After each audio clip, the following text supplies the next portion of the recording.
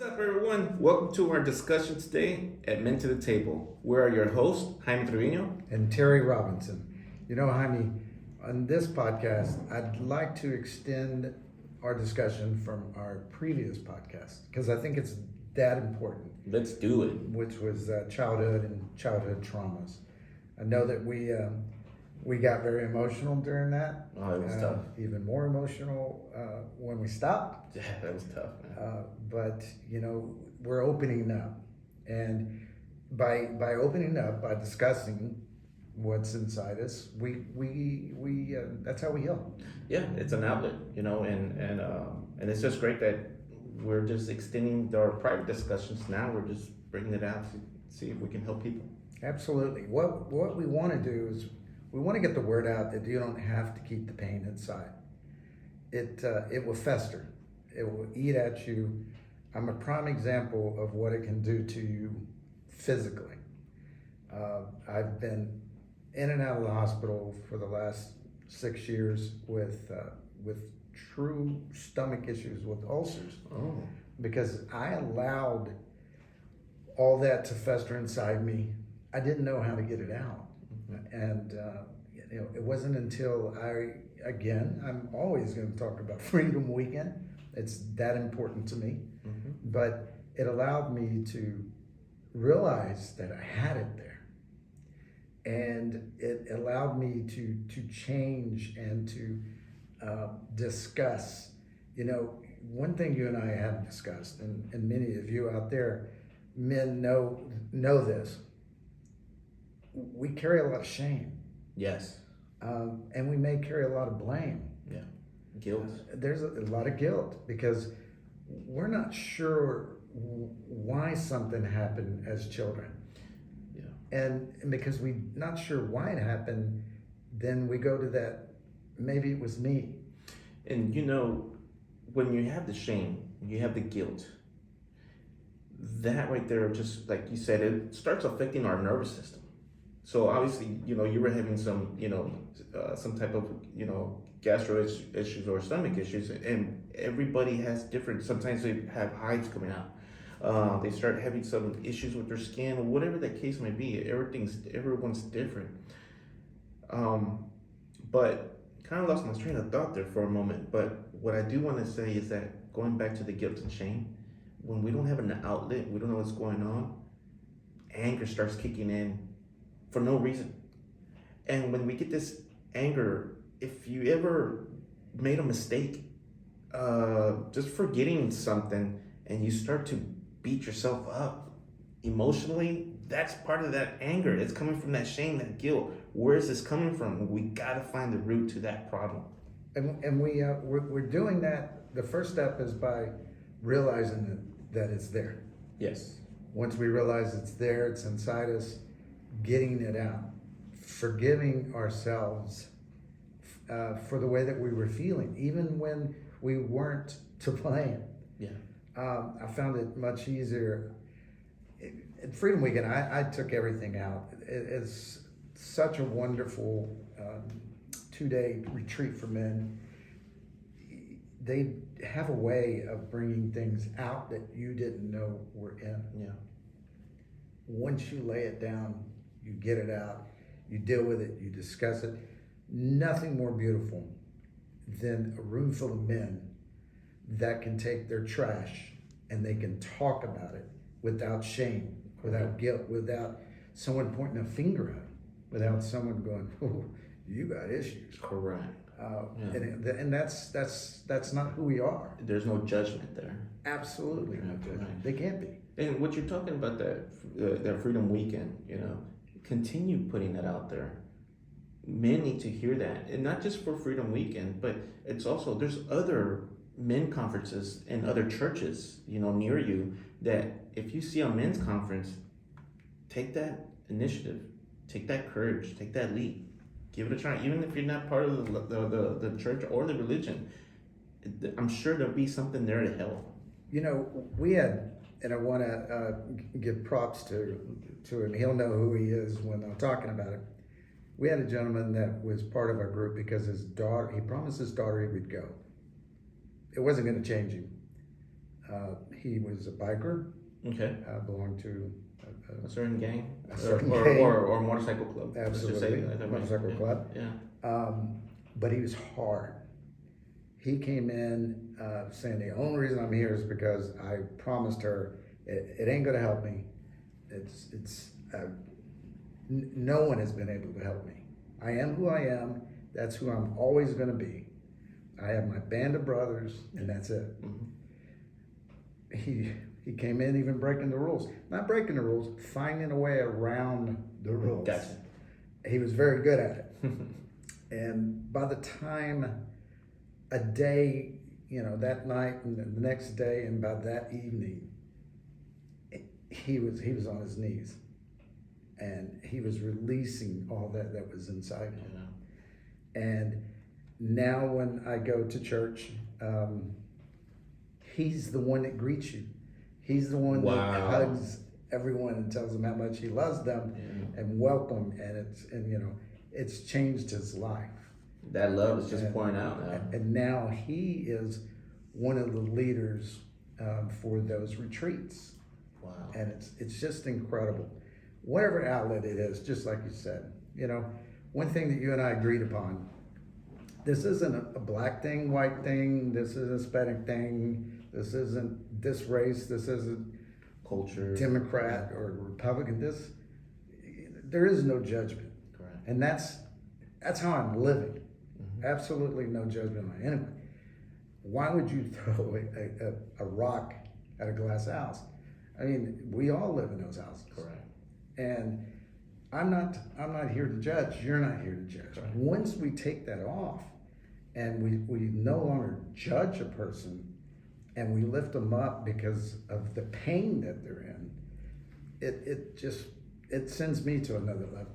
Absolutely. And another thing that also, as we start to develop our self-love, our compassion within ourselves, as we get stronger and we do get judged for some reason from someone that we don't even know, it's just someone outside our circle, it doesn't affect us anymore because we know it's a projection from their own judgment, and they are the ones that are having the issue. To get to that level, to understand that, oh my God, it's a game changer. Because I can just, leave that situation and I'm still good. Unlike back then, oh my God, man, it was a war. I'm ready. No, I understand. I'm getting to a place in my life with the help of everyone around. It takes a village. Yeah, it takes a village. It does. Not just your family, your friends, my beautiful wife, who always reminds me to have grace for myself and to just practice what I'm trying to preach, Correct. If you will, and we need those reminders. It's again we agreed we're not healed by no means, but we're certainly healing. Absolutely. And it is healing me, and I know it's healing you because we discuss it by talking about taboo subjects such as the child abuse, Yes. such as the verbal abuse, the mental abuse, the Emotional abuse, sexual abuse, yeah. It's you've got to get it out of you. Mm-hmm. If you're around a group of individuals that judge you by what you say, you're around the wrong people. And if you're around that right there, you hit it right on the nail. You're around the wrong people.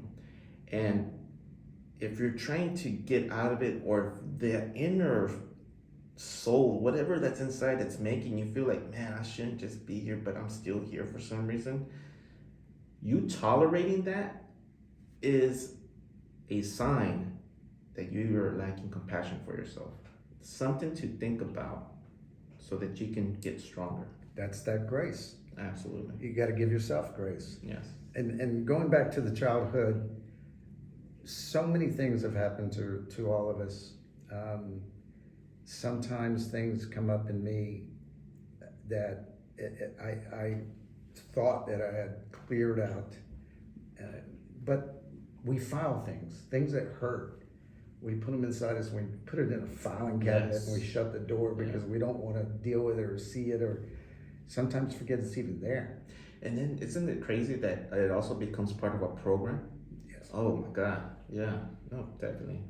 But the childhood traumas that we carry, the one thing I want to get across, and I'm stumbling to try to get across, is you can't carry it. Yeah. It's not your fault. We're children. Correct. It doesn't matter what you said or what you even did. You're a child. Yes. And those are those chains that we have to break on a parent making a child feel the way that they're feeling because they've done something wrong. They didn't clean their room. They got a conduct cut at school, or you can't. Those are the things that we can only change us. Correct. I can't change you. Mm-hmm. You can't change me. Correct. A parent can't change me. No one can change me except for me. Mm-hmm. So if you're dealing with those things that are inside, you have to realize that you're not hurting anyone else, but you're hurting yourself. And you owe yourself so much more. You know it's there. Those ugly things have got to be dealt with. Yes. Or it'll eat you up. You will not become who God intended you to be. Correct. We all have a purpose. Absolutely. We have this purpose, and if we can do our best to be able to just let everybody else know out there that it all starts with the self-love, the self-compassion. That is the hard part right there. But once you understand it and you identify it, what self-love is and compassion, that's when it starts becoming easier. Now, it doesn't become easy 100%. It just helps you to understand how we can find resources now. How can we, because we're hungry now to better ourselves. Absolutely. Yeah. Absolutely. I grew up in a mixed family. When I say mixed, I know it's going to sound a little bit confusing, but there's a huge difference between a father and a dad. I agree with you. Oh, yes. And when I say that, a father is who makes a child. It makes them, born. And a dad is the one who raises them. Now, I was born into a family of half brothers and sisters. I didn't know that. Okay. Okay. My dad had 2 from a previous marriage. My mother had 2 from a previous marriage. They had 6 together, including my twin brother and I. But I didn't look like the rest of them. My twin and I were darker. The rest of them had blondish hair, blue eyes. My mother had blonde hair and blue eyes. And I just thought that I stayed in the sun a lot. Okay. And going back to childhood trauma, when my dad would drink, he started to call me a name that I didn't know what it meant. Oh. And as I'm speaking, I can hear him. Don't get me wrong, I forgave him.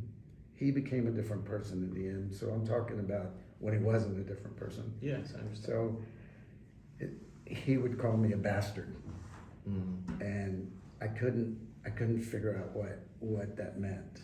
I knew it was not a good word, but I didn't know why. And when my mother started to take up more for us, and we spoke about that in the last podcast, she sat my brother and I down, and then she explained to us why he was calling me that. Because he did not father me. He was taking over, knowing that I wasn't biologically his. Oh.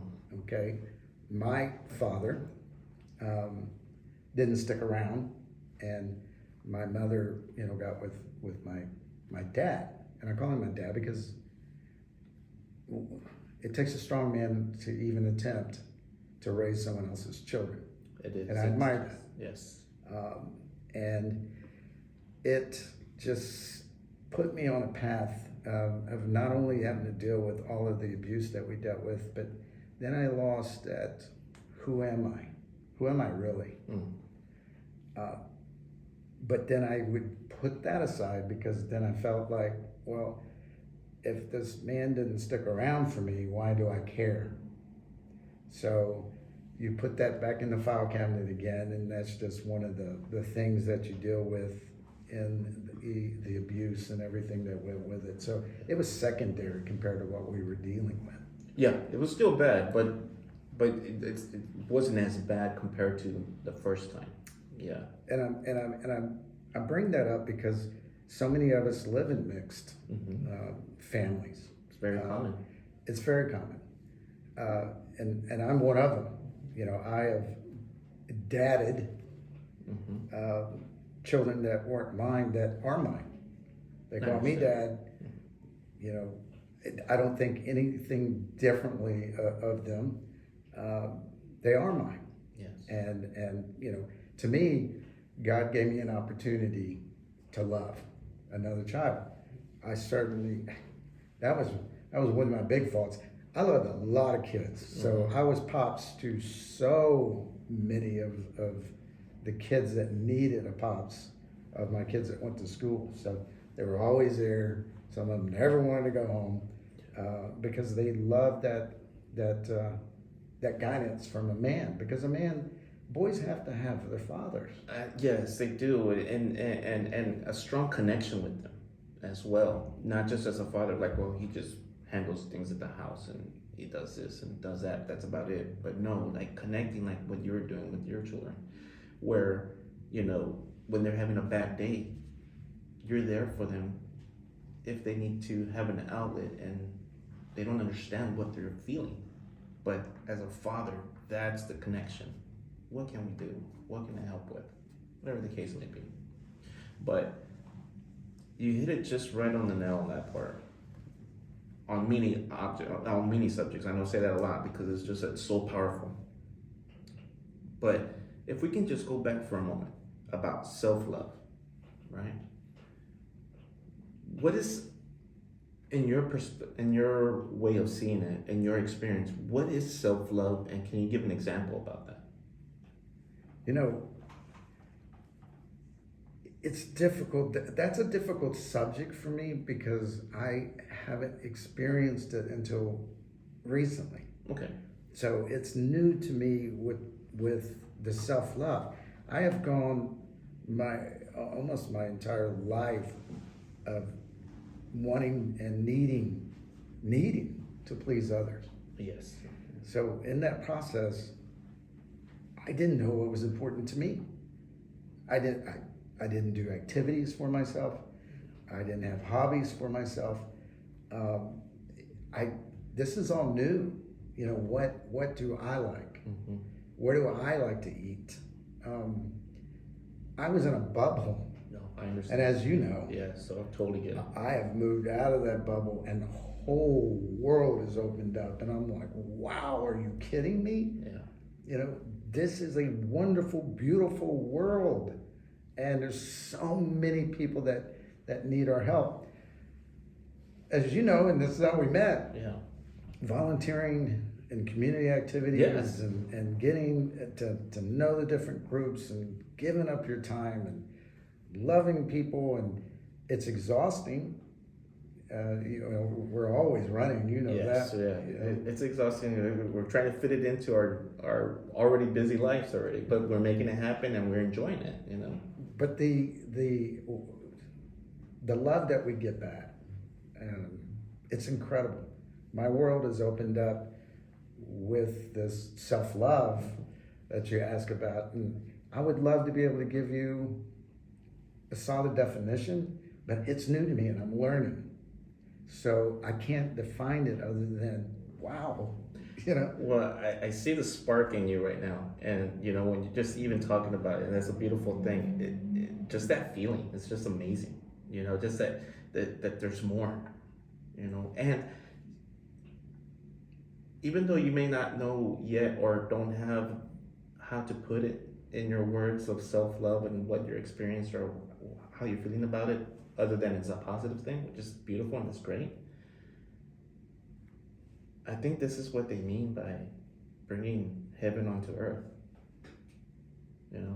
Wow, that's powerful.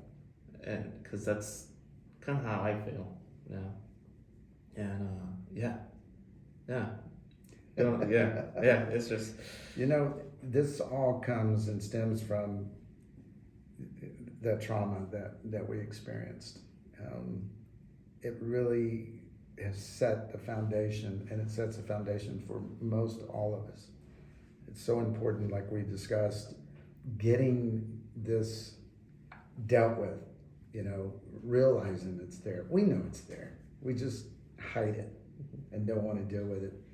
But one of the hardest things that come out of all of that for me was my codependency. Yeah. Didn't know really what codependency was. I've been called a narcissist before, and it's like, so I started really looking it up, going, well, narcissist has no empathy. They don't care for others. That's right. And that's totally opposite of what I care for everyone so much that I wanted to please them. I had to, because that was my way of giving back. It was my way of raising the hand. I needed that affirmation, because as a child of abuse, we need affirmation. We need a pat on the back. We need to be seen. We need to be heard. We need to be acknowledged. And some people think that that's a really bad thing, and it can be. Yeah. But it's. But when you just said something that they call you a narcissist, right? The same thing for me as well. As I started exploring more and more, I realized it's the toxic people and the narcissistic people that are gaslighting the people that are codependent. So we're the ones that are the one that has the empathy.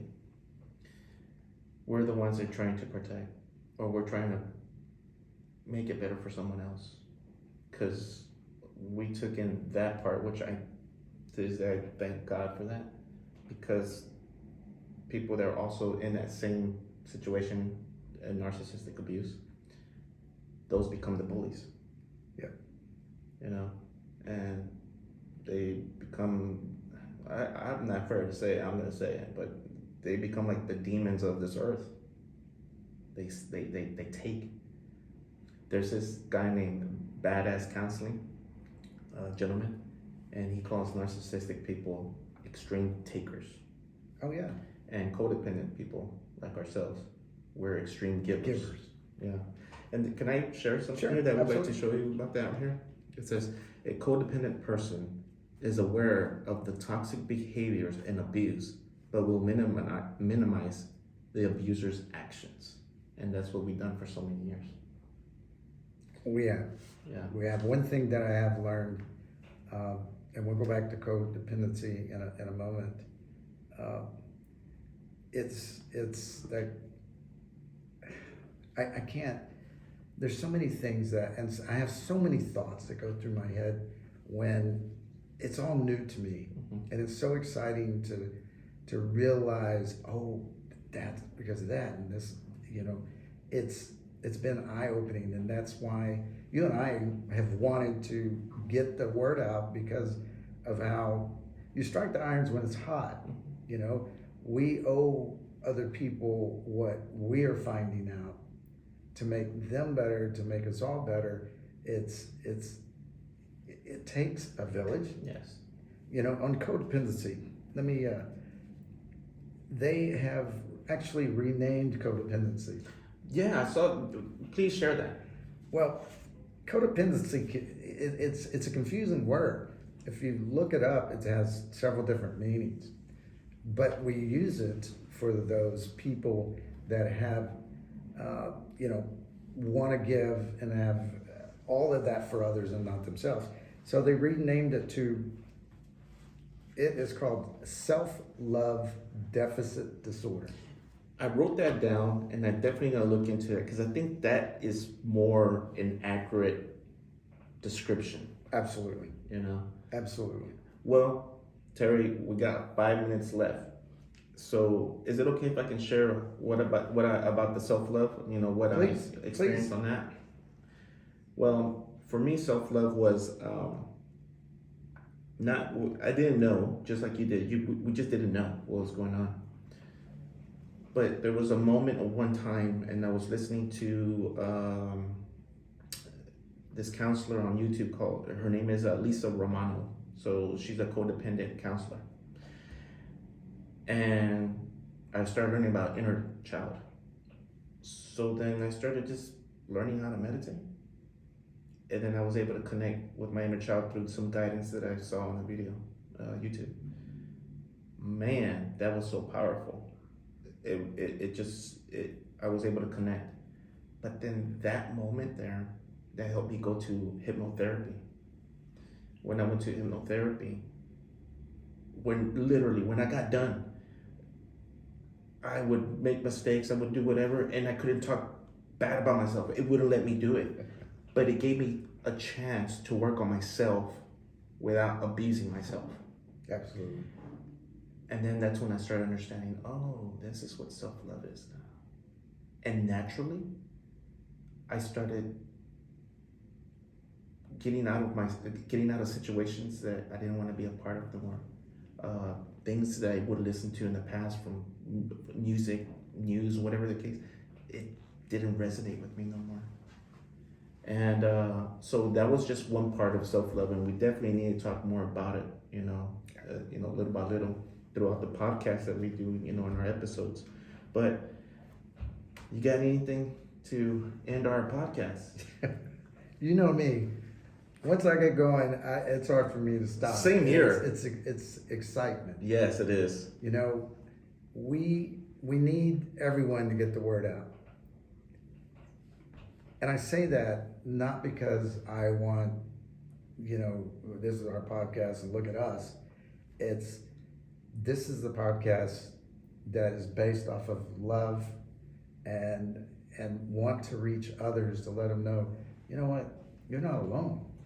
Yes. You're not alone. You're loved. Yes. And we're here, and we're going to do future things and have speakers, but we're going to go out and speak to them. Yes. It's not just sitting here in front of this window.